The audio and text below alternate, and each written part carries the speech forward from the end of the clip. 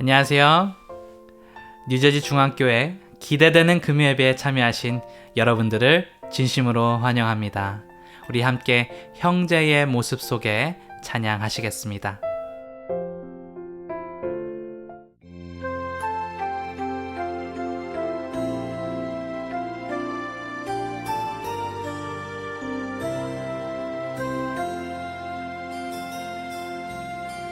형제의 모습 속에 보이는 하나님 형상 아름다워라. 존귀한 주의 자녀 됐으니 사랑하며 섬기리. 우리의 모임 중에 임하신 하나님 영광 아름다워라. 존귀한 왕이 여기 계시니 사랑하며 섬기리.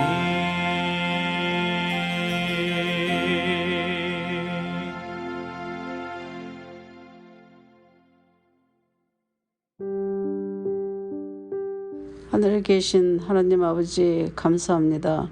어렵고 힘들었던 저희들을 지난 일주일도 잘 견디어낼 수 있게 도와주셔서 감사합니다. 매일매일의 삶에 여러 가지 걱정과 염려로 힘들지만 주님을 아버지로 믿는 큰 믿음으로 이렇게 지키게 하여 주시니 감사합니다. 우리들의 모든 필요와 모든 염려를 아시는 주님을 아버지라 부를 수 있는 특권을 주심을 인해서 또한 감사합니다. 저희 교회에 특별히 은혜 베풀어 주셔서 목사님과 장로님 그리고 모든 지도자들에게 함께해 주셔서 주님의 일을 하는데 생활의 모든 염려와 또 건강의 염려가 걸림돌이 되지 않게 도와주시옵소서. 주님의 교회를 위해서 또 기도하고 있는 모든 성도님들에게 축복하여 주셔서 이 마지막 시대에 꼭 필요한 이 지역의 등대가 될 수 있도록 은혜 베풀어 주시옵소서. 오늘 목사님 말씀을 우리가 들을 때 성령님 함께하여 주시고 또 말씀을 마음으로 받는 우리가 되게 도와주시옵소서. 그래서 이 안식일의 예배가 모두가 은혜 받는 시간이 될 수 있게 도와주시옵소서. 이 모든 말씀 예수님의 이름으로 기도드리옵나이다. 아멘.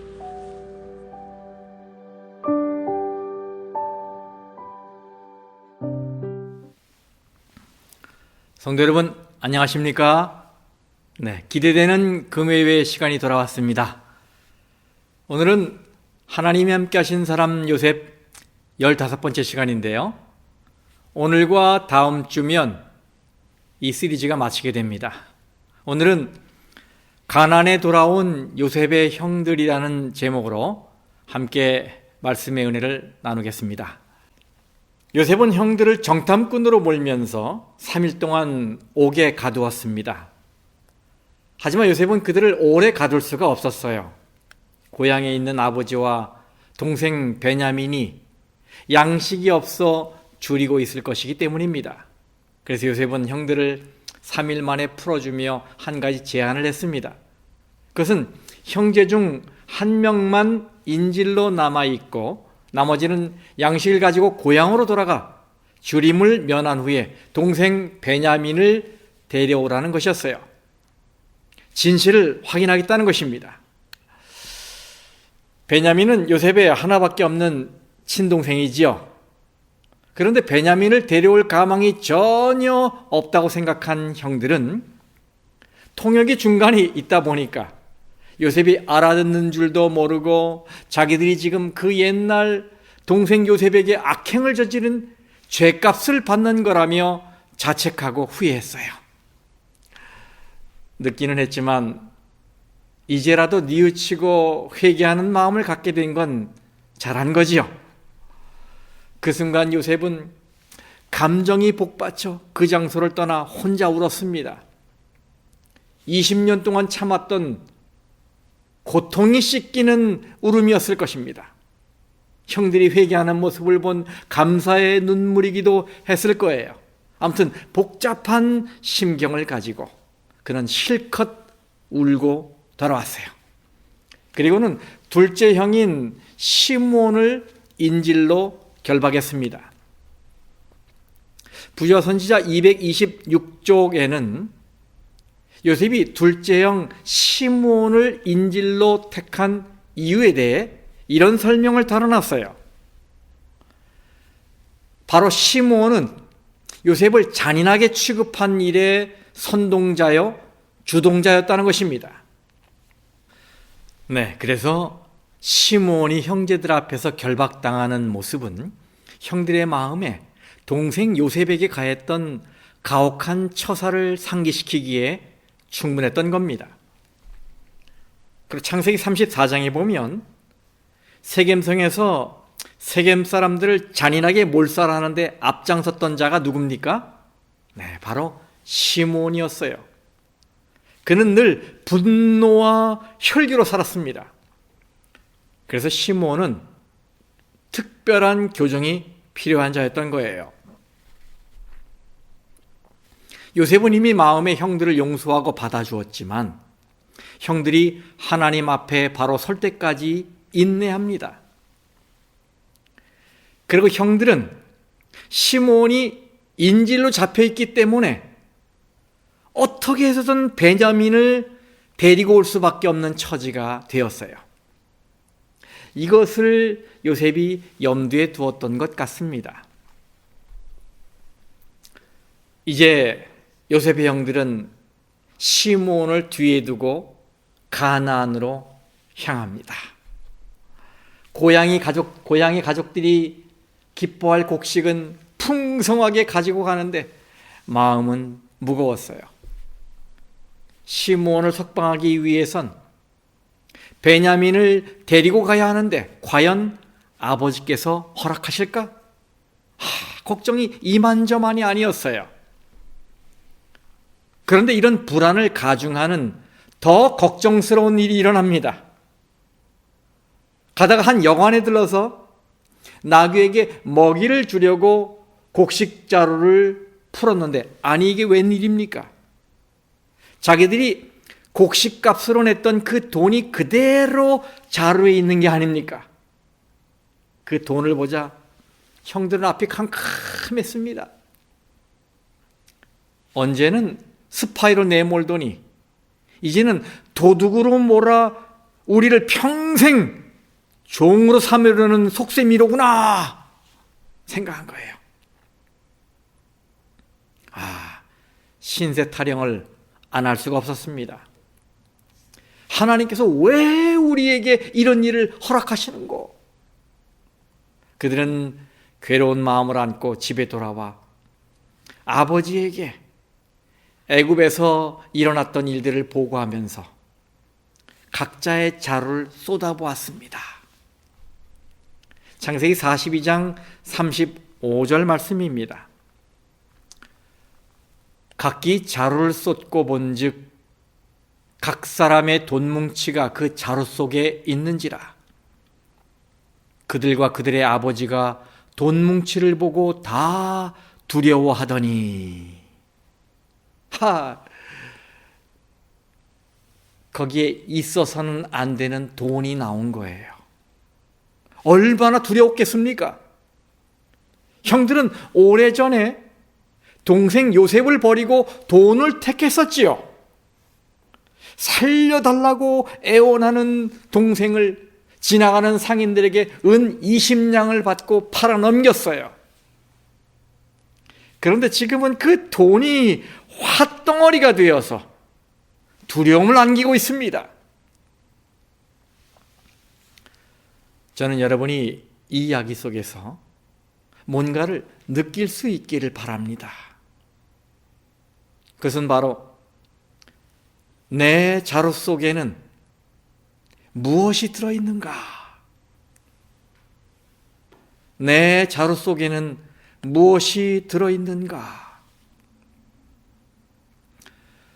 저는 여러분이 이 시간에 자신의 자루 속을 들여다보길 바랍니다.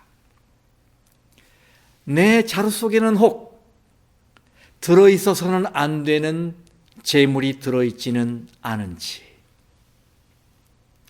하나님의 것이기에 하나님께 돌려드렸어야 할 수입의 10분의 1이 여전히 내 자루 속에 들어있지는 않은지, 이웃을 사랑하고 봉사하는 일에 사용하도록 하나님의 주신 재물이 혹 내 기분을 맞추고 내 육신을 편하게 하려고 내 자루 속에 여전히 들어있지는 않은지. 그렇습니다. 재물은 하늘 가는 길에 방해가 될 수도 있고 도움이 될 수도 있습니다. 그래서 우리는 언제나 재물에 대해 두려운 마음을 가져야 합니다. 잠언 30장 9절 말씀입니다. 혹 내가 배불러서 하나님을 모른다. 여호와가 누구냐 할까 하오며, 혹 내가 가난하여 도둑질하고 내 하나님의 이름을 욕되게 할까 두려워함이니이다. 그렇습니다. 우리는 있을 때도 그렇지만 없을 때도 두려운 마음을 가져야 합니다. 형편이 부유할 때 올 수 있는 위험은 하나님의 은혜를 잊는 거예요. 하나님이 필요하지 않은 거예요. 근데 반대로 형편이 어려울 때 올 수 있는 위험은 하나님이 나를 돌보지 않는다고 느끼는 것입니다. 줄인 배를 채우기 위해 죄를 지을 가능성이 있어요. 근데 그 죄를 짓고도 가난이 변명이 될 수 있다고 생각하는 것입니다. 그러므로 재물이 많든 재물이 부족하든 우리는 하늘 아버지를 의지하는 마음을 꾸준히 가져야 합니다. 그래서 잠언의 기자는 이렇게 기도했지요. 잠언 30장 8절 말씀. 나를 가난하게도 마옵시고 부하게도 마옵시고 오직 필요한 양식으로 나를 먹이시옵소서. 아멘. 그리고 만일 재물을 소유하게 되었다면 우리는 이렇게 고백해야 합니다. 신명기 8장 18절 말씀. 네 하나님 여호와를 기억하라. 그가 네게 재물 얻을 능력을 주셨습니다. 네, 그렇습니다. 우리가 생활하면서 자주 놓치는 부분이 바로 이것이지요. 우리는 내가 능력이 있어 돈을 벌었다고 생각합니다. 혹은 운이 좋아서 기회가 닿아서 재물을 얻었다고 착각합니다. 그런데 성경은 이렇게 말씀하고 있어요. 하나님께서 재물 얻을 능력을 주신 것이다. 여러분 이걸 믿으시기 바랍니다. 그렇습니다. 우리의 존재 자체와 우리가 가진 모든 것은 다 하나님에게서 온 것입니다. 그러므로 돈이 아니라 하나님이 내 인생의 주인이신 거예요. 이것이 답입니다. 하나님을 주인 삼는 거예요. 그리고 돈은 그저 내가 살면서 필요한 것, 또 필요에 따라 가져다 쓸 수 있는 하나의 도구로 생각하는 것입니다. 그래서 그것을 하나님 아래에 두는 거예요. 우리가 이 관계를 바르게 정립하면 겸손해질 수밖에 없습니다. 그리고 세상을 바르게 볼 수 있는 시야를 갖게 됩니다. 그러므로 성도 여러분, 부디 재물을 얻을 때마다 그 재물 얻을 힘을 주신 하나님께 감사하는 일을 절대로 잊지 마시기를 간절히 바랍니다. 야곱은 시므온에게 일어난 이야기를 들었을 때 마음이 무너졌어요. 성경 창세기 42장 36절. 너희가 나에게 내 자식을 잃게 하도다. 요셉도 없어졌고 시므온도 없어졌거늘 베냐민을 또 빼앗아 가고자 하니 이는 다 나를 해롭게 함이로다. 야곱은 자식들이 하나 둘 자신의 품을 떠나는 것에 큰 위기감을 느꼈습니다. 그는 한탄조로 자신의 마음이 얼마나 절망적이고 처절한지를 표현했어요. 물론 이것은 야곱에게는 정말로 가슴 아픈 일이었지요. 왜 이런 부당한 일들이 자꾸 나에게 일어나는 것인가? 참으로 이해하기 어려운 일이었죠. 하지만 우리는 알고 있어요. 야곱이 아직도 알지 못하는 것이 있다는 사실을 말입니다. 여러분, 야곱이 자녀들을 잃어버렸습니까? 아니죠. 그는 자녀들을 잃어버린 것이 아닙니다. 요셉은 죽지 않았지요. 시몬도 죽지 않았어요. 그들이 베냐민을 데리고 간다 해도 그 역시 죽지 않을 것입니다. 사실 이것은 최악이 아니라 최선의 길이었어요. 베냐민을 애굽으로 데리고 가는 것은 야곱을 해롭게 하는 일이 아니라 이롭게 하는 일이 될 것이었습니다. 그런데 그는 그 순간 이 사실을 모르고 있었어요. 그가 그렇게 괴로워하면서 한탄한 것은 이해가 가지요. 하지만 그가 하지 않아도 되는 걱정과 불안함에 사로잡혀 있었다는 것을 우리가 알게 된 것입니다. 베스트셀러 작가이자 컨설턴트로 명성을 얻은 어니 젤렌스키는 그 영어책 Don't Hurry, Be Happy라는 책에서 이런 유명한 말을 남겼어요. 한국에서는 이 책이 느리게 사는 즐거움이라는 제목으로 출판되었어요. 거기 보니까 우리가 하는 걱정의 40%는 절대 일어나지 않을 일들에 대한 것이고 30%는 이미 일어난 사건들이다. 22%는 사소한 사건들이고 4%는 우리가 바꿀 수 없는 사건들에 대한 것들이다. 나머지 4%만이 우리가 대처할 수 있는 진짜 사건이다. 즉 96%의 걱정거리가 쓸데없는 것이다. 여러분 보세요. 우리가 하는 걱정이 100개라면 그 중에서 96개는 할 필요가 없는 쓸데없는 걱정이라는 거예요. 공감이 가지 않습니까? 주변에는 하지 않아도 되는 걱정을 습관처럼 달고 다니는 분들이 종종 있어요.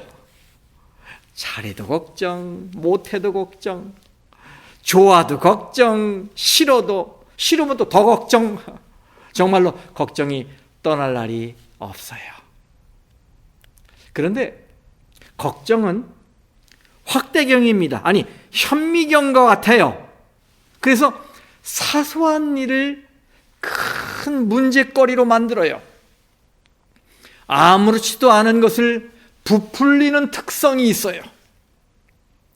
그래서 마음에 걱정이 있으면 모든 것이 심각하게 보이고 위기처럼 생각됩니다. 그리고 건강에도 악영향을 주잖아요. 그래서 우리 주님께서 말씀하십니다. 요한복음 14장 1절에 너희는 마음에 근심하지 말라. 하나님을 믿으니 또 나를 믿으라. 아멘. 너희는 마음에 근심하지 말라. 나를 믿으라. 네. 그래서 저는 여러분이 이 사실을 믿으시고 제가 하는 이 말씀을 좀 함께 따라 하시기 바랍니다. 하나님을 신뢰함으로 쓸데없는 걱정에서 해방되자. 네, 하나님을 신뢰함으로 쓸데없는 걱정에서 해방되시길 바랍니다. 야곱이 말합니다. 창세기 42장 38절입니다. 야곱이 이르되 내 아들은 너희와 함께 내려가지 못하리니 그의 형은 죽고 그만 남았음이라. 만일 너희가 가는 길에서 재난이 그에게 미치면 너희가 내 흰 머리를 슬퍼하며 수올로 내려가게 함이 되리라. 그런데 야곱의 말을 자세히 들여다보면 그가 그 순간 자기 자식들 얘기만 하고 있지 하나님에 대해서는 한마디도 언급하고 있지 않음을 볼 수 있지요. 그는 평생 함께 하셨던 하나님을 까마득히 잊고 있었어요. 그러면서 비통하게 탄식하고 있지요. 여기서 우리가 기억해야 할 것이 있습니다. 그것은 하나님을 잊는 순간 우리는 불평하고 원망하게 돼 있다는 것입니다. 그렇습니다. 성도가 하나님의 인도하심을 잊으면 가장 먼저 튀어나오는 것이 불평입니다. 이스라엘 백성이 광야에서 하나님의 인도하심을 잊었을 때 그들은 입버릇처럼 하나님을 원망했잖아요.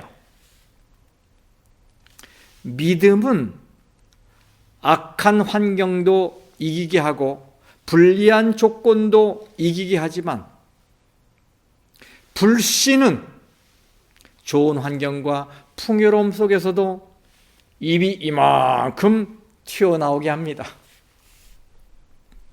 하와는 그렇게 좋은 에덴 동산에서 생명이 충만한 과일들을 마음껏 먹으면서도 왜 하나님께서 선악과를 따먹지 못하게 하시는 거야? 하면서 불평하고 원망하는 생각을 품었어요. 모세는 시내산에서 하나님과 만나는 신비로운 체험을 했지만 물이 없어 아우성치는 백성들의 원성을 들었을 때 반석을 2번 치면서 그들을 원망했습니다. 이처럼 원망과 불평은 잠시의 틈이라도 생기면 재빨리 성도들의 입술에 달라붙는 거머리 같은 무서운 놈들입니다. 그러므로 성도 여러분, 스스로 자문해 보시길 바랍니다.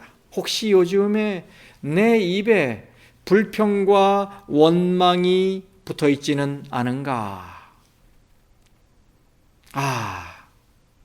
그것은 내가 지금 하나님에게서 멀리 떨어져 있다는 적신호인 거예요. 하나님의 인도와 은혜를 잊고 있다는 증거인 것입니다. 야곱은 하나님의 인도하심을 잊었기 때문에 그 다음에 일어날 최악의 나쁜 결과를 상상했어요.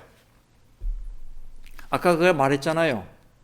요셉도 없어졌고 시므온도 없어졌거늘 베냐민을 또 빼앗아가고자 하냐?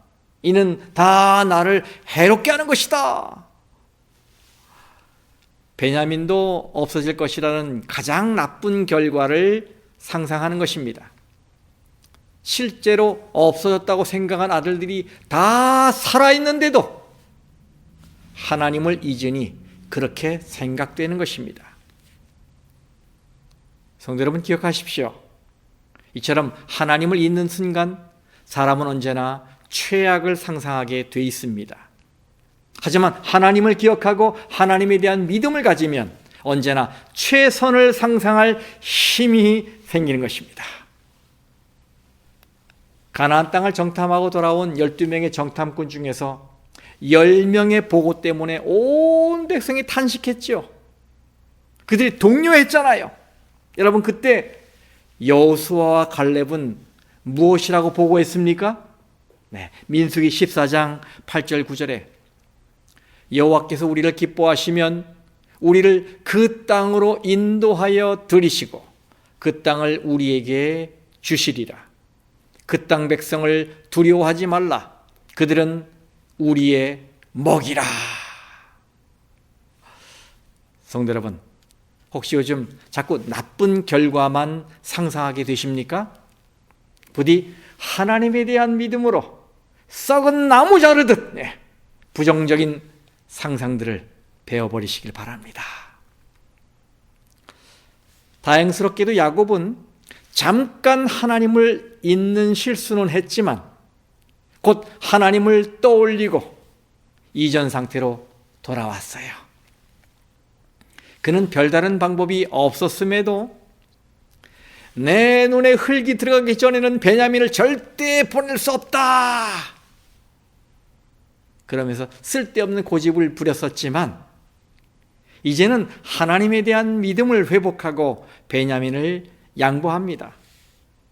그리고 베냐민을 데리고 떠나는 아들들에게 하나님 이야기를 하며 이렇게 기원하지요. 창세기 43장 14절. 전능하신 하나님께서 그 사람 앞에서 너희에게 은혜를 베푸사 그 사람으로 너희 다른 형제와 베냐민을 돌려보내게 하시기를 원하노라. 내가 자식을 잃게 되면 이르리로다. 이제 더는 탄식과 두려움과 불길한 예감이 없습니다. 하나님을 떠올리니 믿음이 생긴 거예요. 하나님이 인도하신다는 확신이 들자 이제는 고집을 부릴 이유가 없어진 것입니다. 중요하지요. 와이셋 자서전 196쪽에 이런 말씀이 있습니다. 우리는 주님께서 우리를 인도해 오신 길과 우리의 과거 역사를 통하여 주신 그분의 가르침을 잊어버리는 것 외에는 미래를 위하여 두려워할 것이 전혀 없다. 아멘. 여러분, 이 말씀은 우리가 하나님이 인도하신 것을 잊으면 앞으로의 삶을 두려워할 수밖에 없지만 기억하고 있다면 앞으로의 삶을 두려워할 필요가 없다는 말씀이지요. 왜요? 네, 하나님은 어제나 오늘이나 내일이나 같은 분이시기 때문입니다. 어제 인도하신 분이 오늘도 인도하시고 내일도 인도하실 것이기 때문입니다. 야곱은 베냐민을 잃게 되면 잃는 것이지 어쩌겠나 하며 고백을 합니다. 이것은 야곱이 자신의 인간적인 마지막 기쁨을 완전히 포기했다는 것을 의미합니다. 가장 귀하게 여기고 아끼던 것을 내어준 거예요. 그런데 우리가 결과를 알고 있기 때문에 말하는 것이지만 야곱이 베냐민을 포기하자 결국 어떤 일이 벌어졌어요? 네, 베냐민뿐 아니라 가족 모두가 살게 되는 결과를 얻었어요. 그렇습니다. 이렇게 손에 쥐고 있는 것을 포기하면 생명이 찾아옵니다. 이것이 성경의 진리예요. 예수님께서 역설적인 진리를 많이 가르치셨죠. 죽으면 살고 땅에 떨어져 썩으면 열매를 맺고 낮아지면 높아지고 버리면 얻게 된다. 그래서 우리가 세상에 귀한 것을 하나님 앞에 내어놓으면 하나님은 하늘의 귀한 것을 우리에게 안겨주시는 것입니다. 아브라함은 귀한 독자 이삭을 하나님 앞에서 포기했을 때 드디어 만 백성의 아비가 될 수 있었어요. 성도 여러분, 오늘 여러분에게 혹시 이것만은 하나님 앞에 내놓을 수 없다는 여러분의 베냐민이 있으십니까? 부디 에스더 왕비의 결단처럼 죽으면 죽으리라, 오늘 야곱의 결단처럼 잃으면 잃으리라, 이런 자기 희생적 결단을 발휘하셔서 그리고 하나님을 의지하심으로 하나님 베푸시는 생명의 은혜를 풍성히 누리시기를 간절히 바랍니다. 오늘 본문을 통해 우리는 또 한 가지 교훈을 얻게 됩니다. 그것은 생활 속에서 끼치는 감화는 대단히 중요하다는 거예요. 우리는 이것을 르우벤과 유다의 이야기에서 배울 수 있어요. 베냐민을 데리고 가야 한다는 말을 듣고 비탄에 빠진 아버지 야곱을 달래기 위해 장자 르우벤이 나섰습니다. 창세기 42장 37절 말씀. 르우벤이 그의 아버지에게 말하여 이르되 내가 그를 아버지께로 데리고 오지 아니하거든 내 두 아들을 죽이소서 그를 내 손에 맡기소서 내가 그를 아버지께로 데리고 돌아오리이다. 여러분 얼핏 보면 책임감이 투철한 말처럼 들리지요. 베냐민의 안전한 귀향에 내 자식을 걸겠습니다.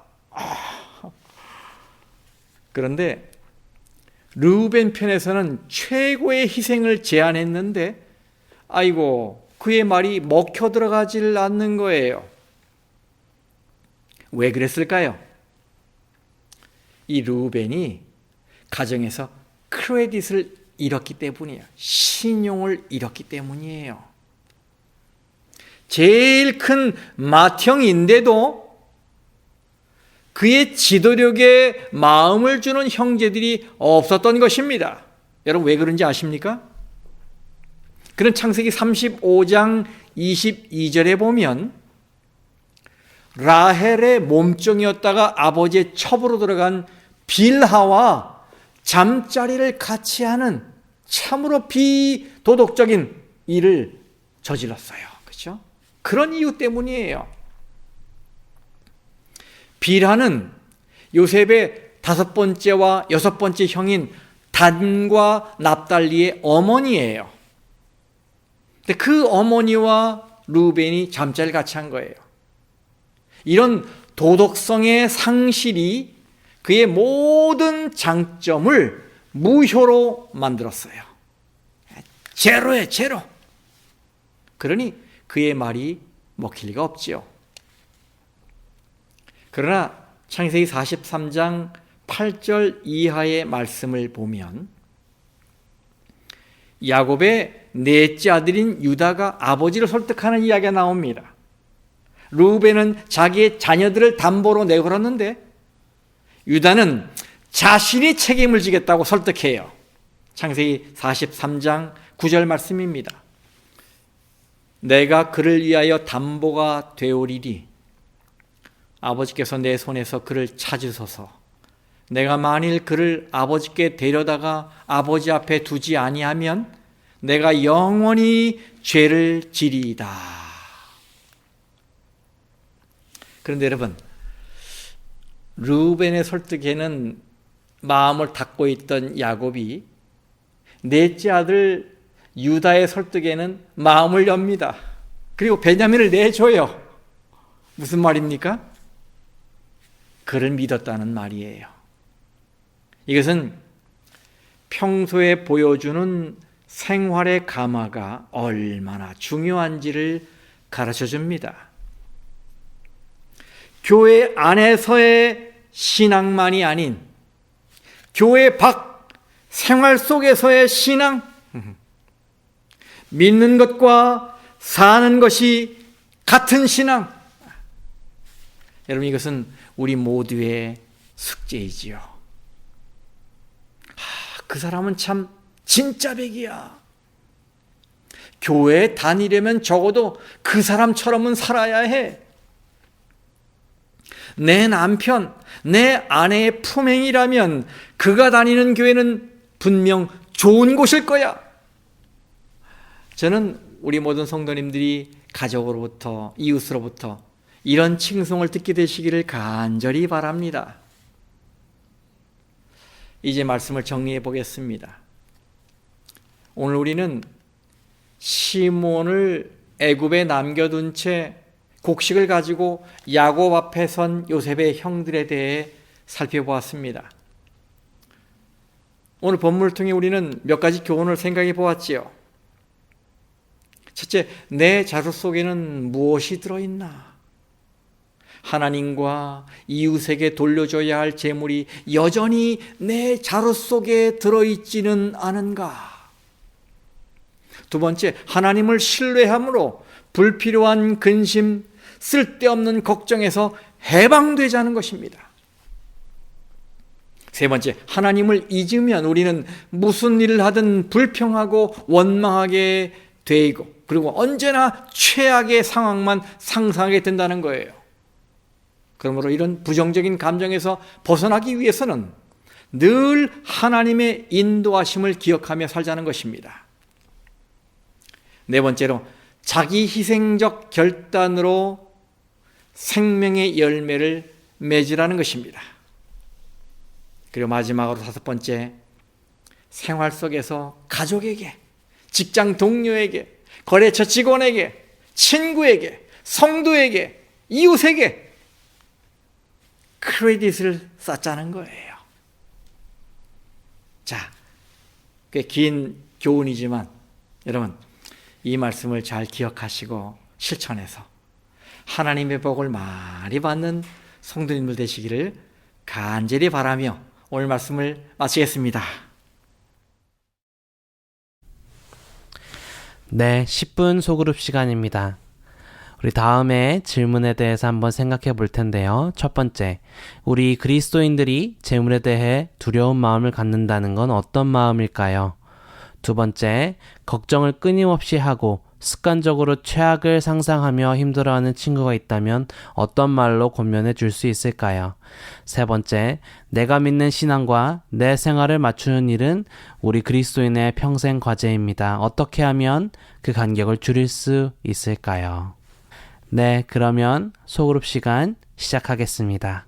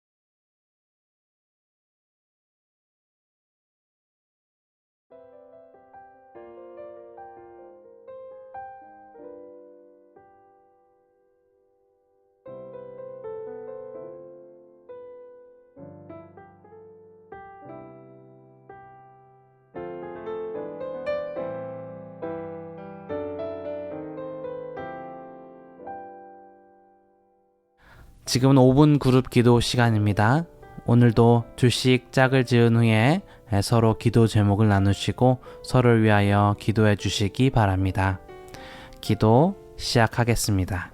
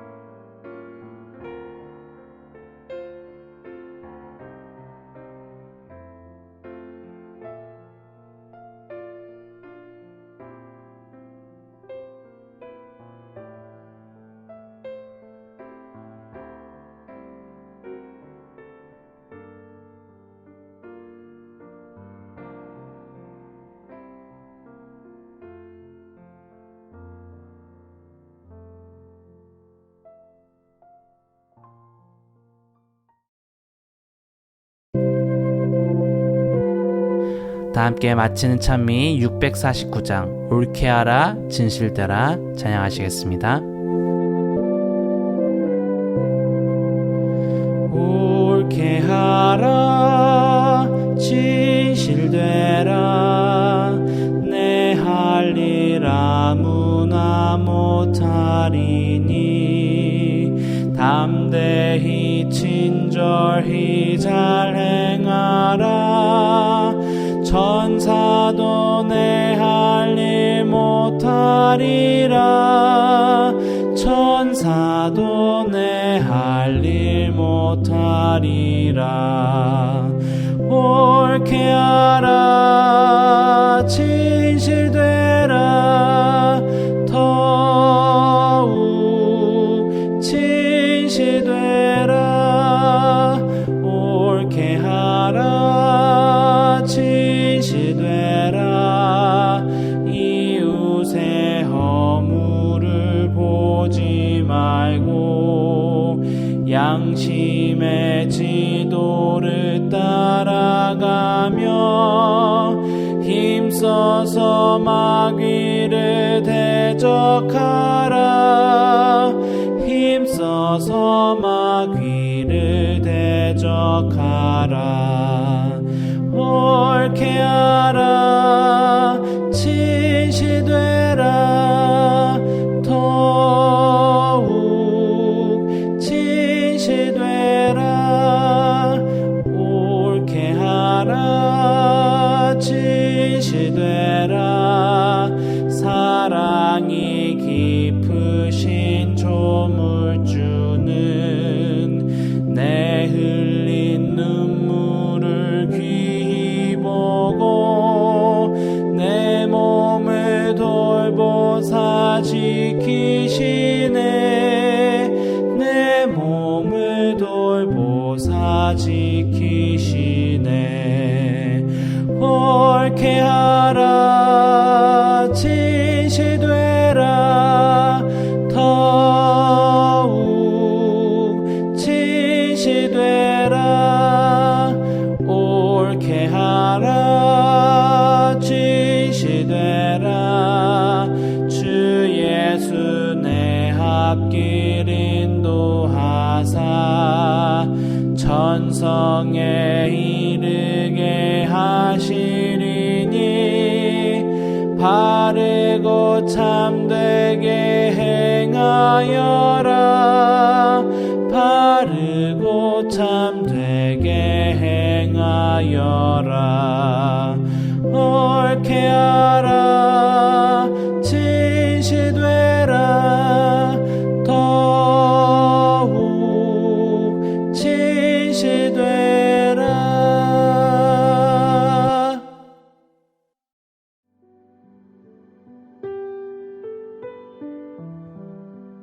하늘에 계신 우리 아버지 하나님, 오늘 야곱 앞에 선 요셉의 형들의 모습을 보면서 많은 교훈들을 생각하게 하셨사오니 참으로 감사를 드립니다. 하나님과 이웃에게 돌려드려야 할 재물이 여전히 내 자루 속에 있지는 않은지 돌아보았습니다. 그리고 우리가 불필요하고 쓸데없는 걱정을 많이 하고 있다는 것도 알게 되었습니다. 하나님을 잊으면 우리 입에서 늘 불평과 원망이 나온다는 것도 깨닫게 되었습니다.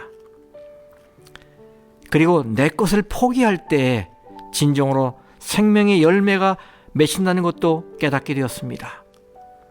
그리고 가장 중요한 것, 바로 우리 생활 속에서 우리가 관계하는 모든 사람들에게 크레딧을 쌓는 일, 이것이 중요하다는 것도 깨닫게 됐습니다. 아버지, 우리가 이 교훈들을 잘 실천하여 하나님의 복을 많이 받는 성도들 되게 도와주시옵소서. 오늘 예배에 참여한 모든 성도님들의 사정을 잘 아시는 주님, 그들의 필요에 따라 채워주시고 삶을 형통하게 인도하여 주시옵소서. 이 귀한 안식일에 하늘의 평화가 우리 모두의 마음에 함께하길 예수님의 이름으로 간절히 축원하옵나이다. 아멘.